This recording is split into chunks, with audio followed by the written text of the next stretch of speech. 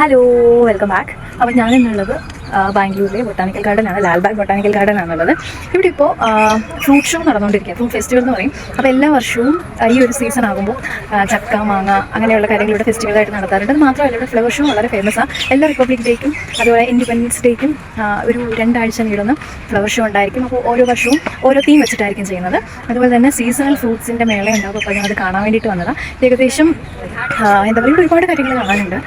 ഒത്തിരി വർഷം പഴക്കമുള്ള, അതായത് ഏകദേശം 20 മില്യൺ വർഷം പഴക്കമുള്ള മരത്തിൻ്റെ ഫോസിൽ ഉൾപ്പെടെ ഒരുപാട് വർഷങ്ങൾ 600-700 വർഷം പഴക്കമുള്ള ബിഗ് ബനിയൻ ട്രീ, അതായത് നമ്മുടെ മലയാളത്തിൽ പറയുന്നുണ്ടെങ്കിൽ ഇലവുമരം എന്ന് പറയും.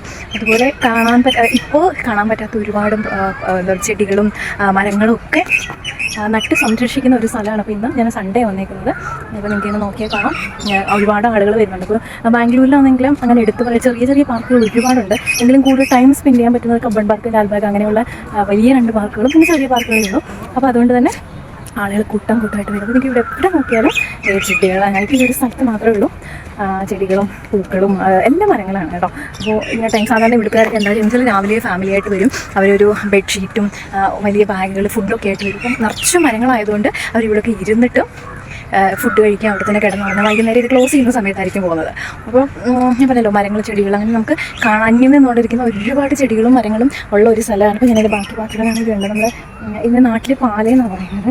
ചെറിയ പൂവിൻ്റെ ഉണ്ട്, വലിയ പൂവിൻ്റെ കുറച്ചും ചെടികൾ. അപ്പം ഇപ്പോൾ ഓഗസ്റ്റ് 15 നമ്മുടെ അടുത്ത ഫ്ലവർ ഷോ വരാൻ പോകുന്നുണ്ട്. അതിൻ്റെ മുന്നോടിയായിട്ട് നിങ്ങൾക്ക് നോക്കിയാൽ കാണാം, ഈ ചെടികൾക്ക് ഡാലിയാണ് നട്ടേക്കുന്നത്, കാണാൻ പറ്റും. ഇങ്ങനെ കുറേ ചെടികളൊക്കെ നട്ടിട്ടുണ്ട്. അവർ പ്ലാൻ ചെയ്ത് നട്ടേക്കുന്നതാണ്. അപ്പോൾ 2 മാസത്തിനകം അത് സെറ്റായി പൂക്കുന്ന ഒരു ലെവലിലേക്ക് എത്തും. അതിനുള്ള പ്ലാൻസ് തുടങ്ങിയിട്ടുണ്ട്. അപ്പോൾ ഞാൻ ഇനി ഇതിൻ്റെ ബാക്കി ഭാഗം കൂടെ കാണിച്ചു തരാം.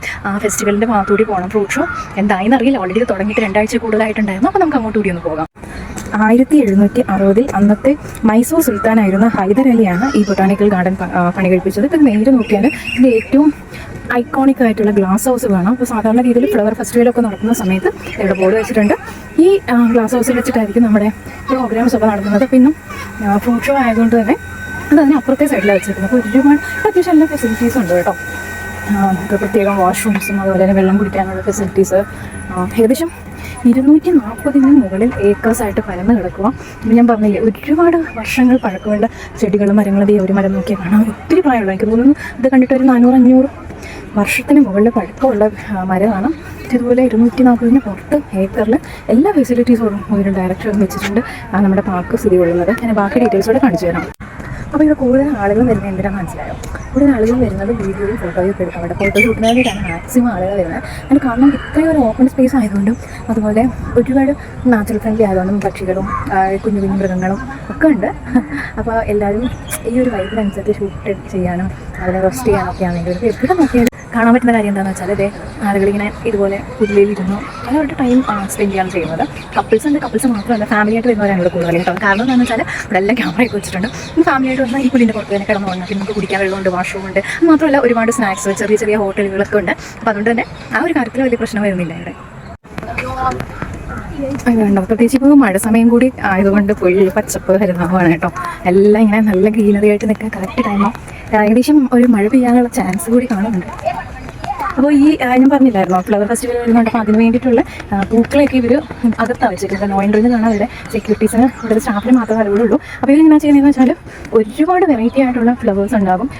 ആ സമയത്ത് ഇവർ ആ ഒരു ടൈമിലേക്ക് ഇതിനെ ഒരുക്കാൻ വേണ്ടിയിട്ട് ഇതുപോലെയുള്ള ചെറിയ നഴ്സറികളുണ്ട്. ഒരു കാറ്റഗറി ആയിട്ടുള്ളത്. ഇതിപ്പോൾ പൂക്കളുള്ള ഭാഗമല്ല, ഇതിന് മുൻപ് ഞാൻ കാണിച്ച പൂക്കളുടെ ഭാഗമായിരുന്നു. അപ്പോൾ ഇവിടെ വെച്ചിട്ടായിരിക്കും ഇതിനെ പരിചരിക്കുന്നത്. വെള്ളം, അതായത് ഒരു സമയമാകുമ്പോൾ ഇത് സീസണിൽ ഒരു വർഷം 2 പ്രാവശ്യം ചെയ്യുന്നത് കൊണ്ട് തന്നെ അതിനനുസരിച്ച് ഇമ്മീഡിയറ്റ് ആയിട്ട് പൂക്കളെ അവർ ചെറിയ തൈകളൊക്കെ നട്ട് വെള്ളമൊക്കെ ഒഴിച്ച് അതിനെ സെറ്റാക്കി എടുക്കുന്ന ഒരു സംഭവം കാണാൻ പറ്റും. നോക്കിയാൽ എവിടെ നോക്കിയാലും ചെടികളും ഒക്കെ മാത്രമേ കാണാനുള്ളൂ. ഇതാണ് നമ്മുടെ ഗ്ലാസ് ഹൗസ് കേട്ടോ. ഇതിനടുത്ത് തന്നെ ഞാൻ ഇപ്പോൾ എടുക്കാം. അതല്ല, അതിൻ്റെ ഒരു ഫേവറേറ്റ് സ്പോട്ടിലേക്കാണ് ഞാൻ പോകുന്നത്. അപ്പോൾ ഇവിടെ ഇതൊരു മതിലാണ്. സാധാരണ ഫോട്ടോഷൂട്ടിന് ആളുകൾ കൂടുതലായിട്ട് ടൈം സ്പെൻഡ് ചെയ്യുന്ന ഒരു സ്ഥലമാണ് കേട്ടോ.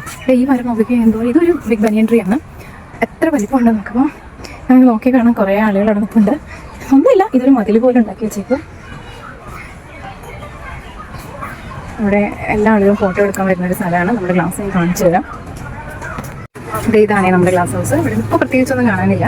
ഇതായിരുന്നു ഞാൻ പറഞ്ഞ സ്പോട്ട്. ഇവിടെ വന്നിട്ടാണ് എല്ലാവരും ഫോട്ടോ എടുക്കാൻ വേണ്ടി വരുന്നത്. നമ്മുടെ ഗ്ലാസ് ഹൗസ് കാണിച്ചു തരാം.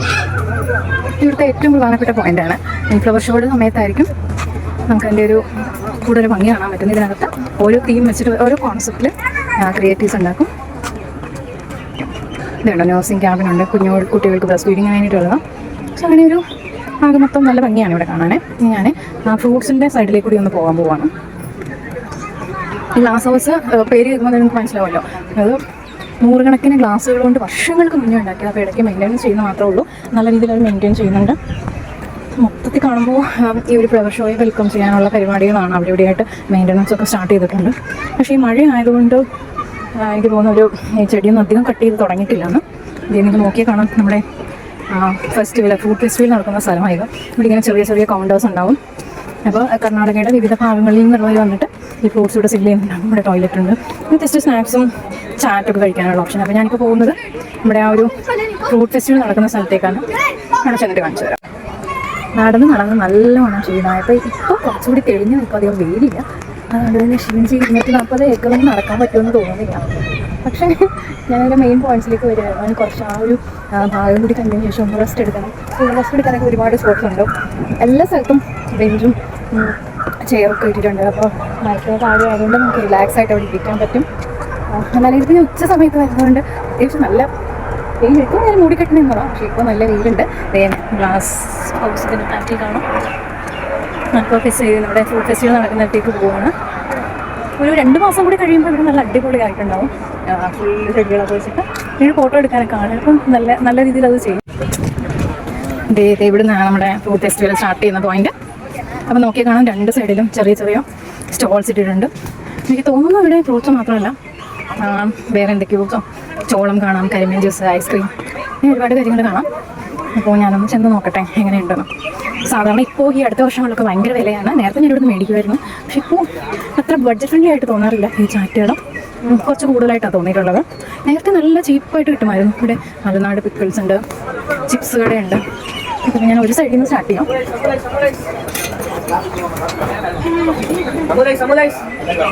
ഞാൻ ജ്യൂസ് കടയാണ്.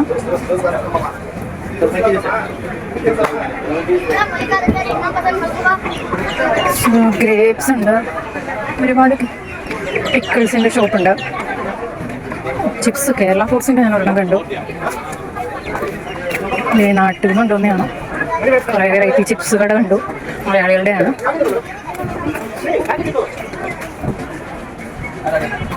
ഒരുപാട് ടൈപ്പിലുള്ള മാങ്ങ നമുക്കിവിടെ കാണാൻ പറ്റുന്നുണ്ട്.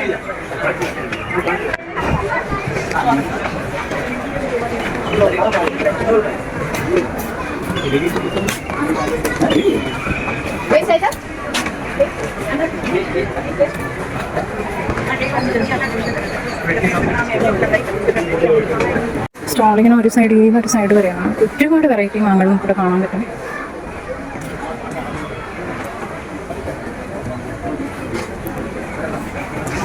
സോ ആ ഒരു സൈഡ് മാത്രമല്ല, ഇതിനപ്പുറത്തും നിറയെ സ്റ്റോൾസ് ഉണ്ട്. നമുക്ക് അങ്ങോട്ട് കൂടി പോകാം.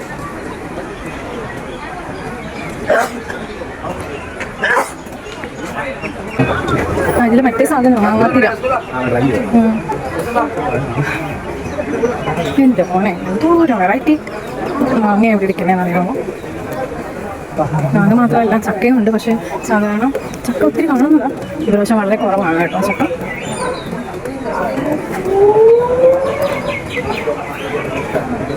അവിടെയൊക്കെയായിട്ട് ചക്ക ഇരിപ്പുണ്ട്, പക്ഷേ കമ്പയർ ചെയ്യുമ്പോൾ എനിക്ക് ഇഷ്ടമുള്ള ഒരു മാങ്ങ. ഇത് പച്ചക്ക് കഴിക്കാൻ കൊള്ളാം. ഇതിനെ തോത്താപ്പൂരി മാങ്ങ എന്നാണ് പറയുന്നത്.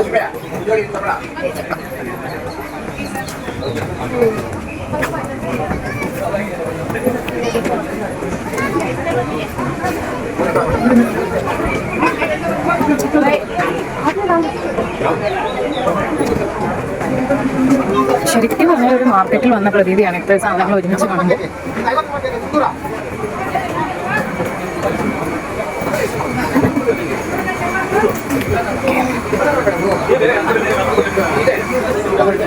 ഇവിടെ ജ്യൂസ് കടകളും ഉണ്ട്, ജാമൻ ഷോപ്സ്. അപ്പം നമ്മൾ ഏകദേശം ഈ ഇവന്റ് നടക്കുന്ന സ്ഥലം കവർ ചെയ്ത് പുറത്തു വന്നു.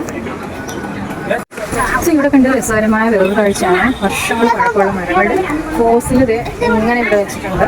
ഇത് കാണാം, എഴുതി വെച്ചിട്ടുണ്ട് ഇതിൻ്റെ ഡീറ്റെയിൽസൊക്കെ. ഇത് വേറൊരു സ്റ്റോളാണ്.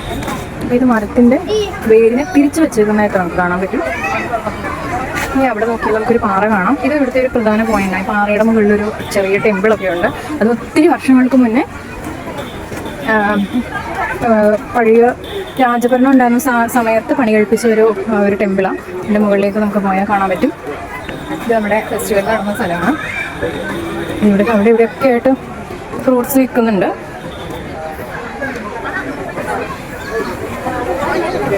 ശരിക്കും പാറയുടെ അപ്പുറത്തെ സൈഡിലെ റൈറ്റ് സൈഡിലാണ് ഇതിൻ്റെ ലാൽബാഗിൻ്റെ മെയിൻ ഗേറ്റ്.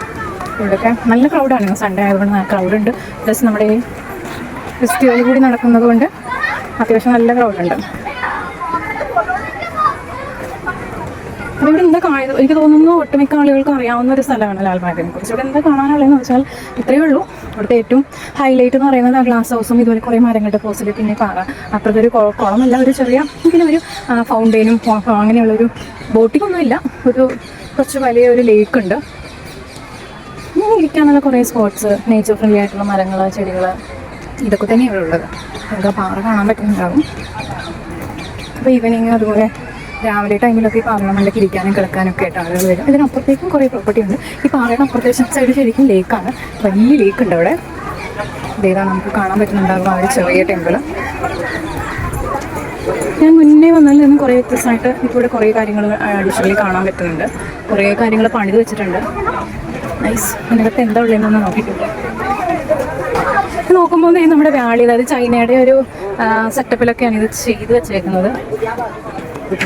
ബോൺസായി മരം കാണാം. ഓക്കെ, അത് അഗെയിൻ ഒരു ചെറിയ പാർക്ക് പോലെ ഫീൽ ചെയ്യുന്നുണ്ട്. ഞാനിതിന് മുന്നേ ഇവിടെ വരുന്ന സമയത്ത് ഇത് പണി കഴിപ്പിക്കുന്നതേ ഉണ്ടായിരുന്നുള്ളൂ. സെയിം എന്തൊക്കെയോ കൺസ്ട്രക്ഷൻസ് നടക്കുന്നുണ്ട് ഇവിടെ. എനിക്ക് തോന്നുന്നു ബോൺസായി ചെടികളുടെ കൂടുതലും ബോൺസായി ചെടികളാണ് ഇവിടെ കാണാൻ പറ്റുന്നത്. അപ്പോൾ അതുമായി റിലേറ്റഡ് ആയിട്ടുണ്ട് ആയിരിക്കാനാണ് സാധ്യത. എന്താ പണി നടക്കുന്നതേ ഉള്ളൂ. നോക്കിയാൽ കാണാം.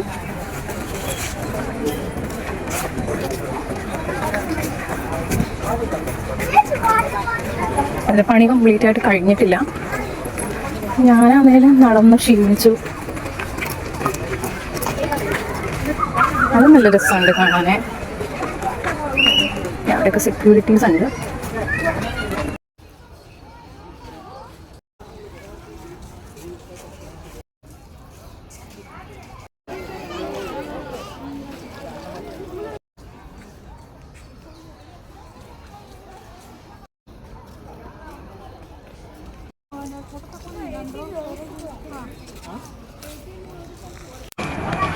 കുറേ നടന്ന് നല്ലവണ്ണം ക്ഷീണിച്ചു.